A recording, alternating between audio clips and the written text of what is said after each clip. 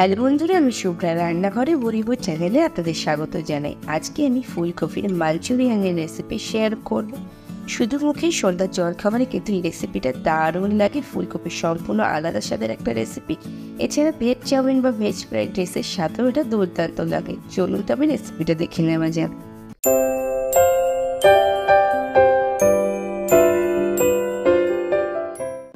ফুলকপির মাঞ্চুরিয়ান বানানোর জন্য এখানে আমি একটা মাঝারি সাইজের ফুলকপি নিয়ে নিয়েছি, আর সেটাকে এরকম ছোট টুকরো করে কেটে নিয়েছি। খুব বেশি ছোটও না, খুব বেশি বড়ও না, এরকমভাবে কেটেছি। এদিকে কড়াইতে জল ফুটতে বসিয়েছি। জলটা একটু গরম হয়ে গেলে ফুলকপিগুলো দিয়ে দিলাম। ফুলকপিগুলোকে একটু ভাপ দিয়ে নেব। গ্যাসের ফ্লেমটা হাইতে দিয়ে ঢাকা চাপা দিয়ে দিয়েছি। ফুলকপিগুলো ফুটে উঠলে 2 মিনিট মতো ফুটিয়ে নিয়ে গ্যাসের ফ্লেমটা অফ করে দেবো। ঢাকনাটা খুলে নিয়েছি, আর গ্যাসের ফ্লেমটা অফ করে দিয়ে ফুলকপিগুলোকে সাথে সাথে তুলে নেব, নাহলে কিন্তু এটা বেশি সেদ্ধ হয়ে যাবে। আর ফুলকপিগুলোকে ভালো করে জল ঝরিয়ে নেব। এদিকে একটা পাত্র নিয়ে নিয়েছি, তাতে 3-4 চামচ পরিমাণে ময়দা নিয়েছি, আর 2-4 চামচ কর্নফ্লাওয়ার নিয়েছি। কর্নফ্লাওয়ারটা আমি একটু উঁচু উঁচু করেই নিয়েছি। আর নিয়ে নিচ্ছি 1 চা চামচ পরিমাণে কাশ্মীরি লঙ্কার গুঁড়ো, 1/2 চা চামচ গোলমরিচের গুঁড়ো, আর 1/2 চা চামচ লবণ। সমস্ত শুকনো উপকরণ একটু নেড়ে চেড়ে মিশিয়ে নিচ্ছি, যাতে ড্রাই অবস্থায় মশলাগুলো খুব ভালোভাবে মিশে যায়। আর এরপর আমি এতে দিয়ে দিচ্ছি পেস্ট করে রাখা আদা। এখানে আমি 1.5 চা চামচ পরিমাণে আদা বাটা দিচ্ছি বা আদার পেস্ট দিচ্ছি। আর সামান্য করে জল দিয়ে একটা ঘন ব্যাটার তৈরি করবো। ব্যাটারটা কিন্তু একদমই পাতলা করবো না, তাই অল্প অল্প করে জল দিয়েই করব। তো দেখুন, আমি কিন্তু ব্যাটারটা একদমই ঘন করেছি, কারণ ফুলকপির গায়ে একটু হলেও জল আছে, আর তাতে কিন্তু এটা পাতলা হয়ে যাবে। এরকমভাবে একটা থিকনেসের ব্যাটার তৈরি করে নিতে হবে। এরপর এর মধ্যে আমি আগে থেকে ভাপ দিয়ে রাখা ফুলকপিগুলো অ্যাড করে দিচ্ছি, আর ফুলকপিগুলো দিয়ে ব্যাটারের সাথে খুব ভালো করে মিশিয়ে নিতে হবে, যাতে ফুলকপির গায়ে ব্যাটারটা ভালোভাবে কোট করে। তো এরকমভাবেই মিশিয়ে নিতে হবে। আমি প্রথমের দিকে একটু চামচ দিয়ে মিশিয়ে নিচ্ছিলাম, আমার একটু সমস্যা হচ্ছিল বলে আমি পরের দিকে কিন্তু হাত দিয়ে মিশিয়ে নিয়েছি। তো এরকমভাবে হাতের সাহায্যে বা চামচের সাহায্যে যেভাবেই হোক, যাতে ফুলকপির গায়ে ভালোভাবে ব্যাটারটা কোট করে সেইভাবে মিশিয়ে নিতে হবে। আর আমার হয়ে গেছে। এরপর ফুলকপিগুলোকে একটা পাত্রে তুলে নিচ্ছি। তো সমস্ত ফুলকপিগুলোকে এরকমভাবে তুলে নিতে হবে, যাতে এক্সট্রা ব্যাটারটা তলায় থেকে যায়, যাতে আর সমস্ত ফুলকপিগুলোতে ভালোভাবে ব্যাটারটা কোট করেছি কিনা সেটা শিওর হওয়া যায়। আর ওপর থেকে আমি একটু ছড়িয়ে দিচ্ছি কর্নফ্লাওয়ার। একটু ড্রাই কর্নফ্লাওয়ার দিলে কিন্তু এটা অনেক বেশি ক্রিস্পি হবে। এরপর গ্যাসে কড়াই বসিয়ে দিয়েছি, আর কড়াইটা ভালোভাবে গরম হয়ে গেলে দিয়ে দিলাম বেশ কিছুটা সাদা তেল। কপিগুলোকে আমি ডিপ ফ্রাই করবো। তেলটা খুব ভালোভাবে গরম হয়ে গেলেই কপিগুলোকে একে একে ছেড়ে দিতে হবে। তেল কিন্তু ভালোভাবে গরম না হলে এগুলো কিন্তু গায়ে গায়ে লেগে যেতে পারে, তাই খুব ভালোভাবে তেলটা গরম হলেই কপিগুলো ভাজতে দিতে হবে। আর তারপর আমি ব্যাচ করে ভেজে নেব। এক ব্যাচে যতগুলো যাবে এক পিঠ দিয়ে 2 মিনিট ওয়েট করে তারপরে নাড়াচাড়া করবো, নাহলে কিন্তু ভেঙে যেতে পারে।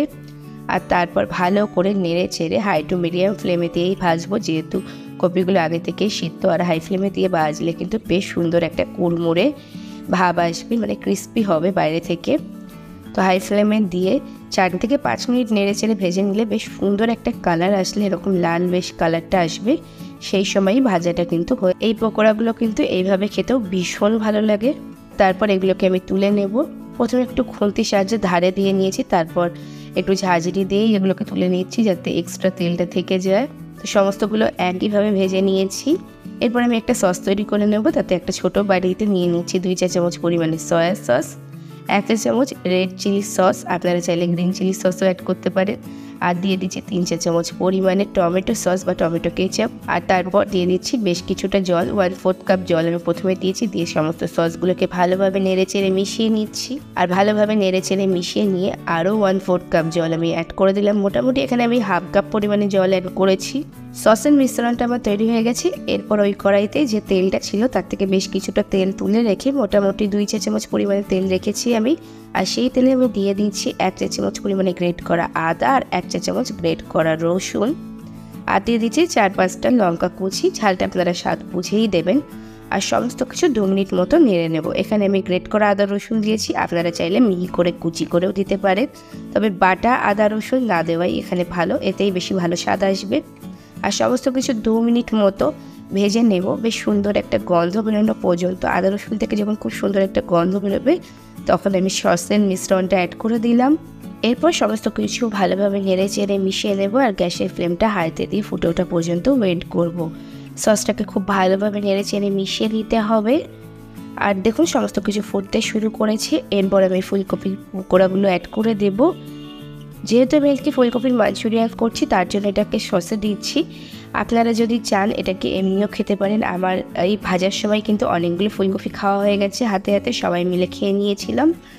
তো এরপর ফুলকপিটা অ্যাড করে দিয়ে একটু নেড়ে চেড়ে মিশিয়ে নিতে হবে 2 মিনিট মতো। আপনারা যদি বেশি গ্রেভি চান সেক্ষেত্রে আরও একটু বেশি পরিমাণে জল বা ভেজিটেবল স্টক অ্যাড করতে পারেন। আর 1 চামচ পরিমাণে কিছুটা জলে কর্নফ্লাওয়ার গুলে সেটাকে অ্যাড করে দিলেই সেটা একটু বেশ থিকনেস আসবে, ঠিক ভাব আসবে, তাহলেই সুন্দর একটা গ্রেভি পেয়ে যাবেন। তো ফুলকপিগুলোকে 2 মিনিট মতো নেড়ে নিয়েছি। এরপর ওপর থেকে একটু ধনেপাতা কুচি ছড়িয়ে দিচ্ছি, গ্যাসের ফ্লেমটা অফ করে দিচ্ছি আর ধনেপাতা কুচিটা দিয়েও একটু নেড়ে চেড়ে মিশিয়ে নিয়েছি। খুব সহজেই তৈরি হয়ে গেল ভীষণ টেস্টি, খুব মুখরোচক ফুলকপির মাঞ্চুরিয়ান। এখন বাজারে প্রচুর পরিমাণে ফুলকপি পাওয়া যাচ্ছে। যারা এখনও ট্রাই করেননি কখনো, তারা আমার রেসিপিটা ফলো করে অবশ্যই একবার বাড়িতে ট্রাই করে দেখবেন। ভীষণ ভালো লাগে, ছোট থেকে বড় যে কোনো কেউ খুব পছন্দ করবে এই রেসিপিটা। আমি গরম গরম সার্ভ করে দিচ্ছি, শুধু মুখেও এটা খেতে পারেন। এছাড়া ভেজ চাউমিন বা ভেজ ফ্রাইড রাইসের সাথেও কিন্তু এটা ট্রাই করতে পারেন। দেখতে সুন্দর লাগার জন্য আমি ওপর থেকে একটু সাদা তেল ছড়িয়ে দিলাম। তাহলে বন্ধুরা আমার আজকের রেসিপিটা কেমন লাগলো অবশ্যই কমেন্টস করে জানাবেন। ভালো লাগলে লাইক এবং শেয়ার করবেন। আর যদি এখন আমার চ্যানেলকে সাবস্ক্রাইব না করে থাকেন তবে তাড়াতাড়ি সাবস্ক্রাইব করে পাশে থাকা বেল আইকনে ক্লিক করে দেবেন। আপনাদের সাপোর্টই আমাদের নতুন নতুন ভিডিও তৈরি করার উৎসাহ দেয়। আজকে এই পর্যন্তই, আবার আসবো অন্য কোনো দিন অন্য কোনো রেসিপি নিয়ে। ততক্ষণ ভালো থাকবেন, সুস্থ থাকবেন।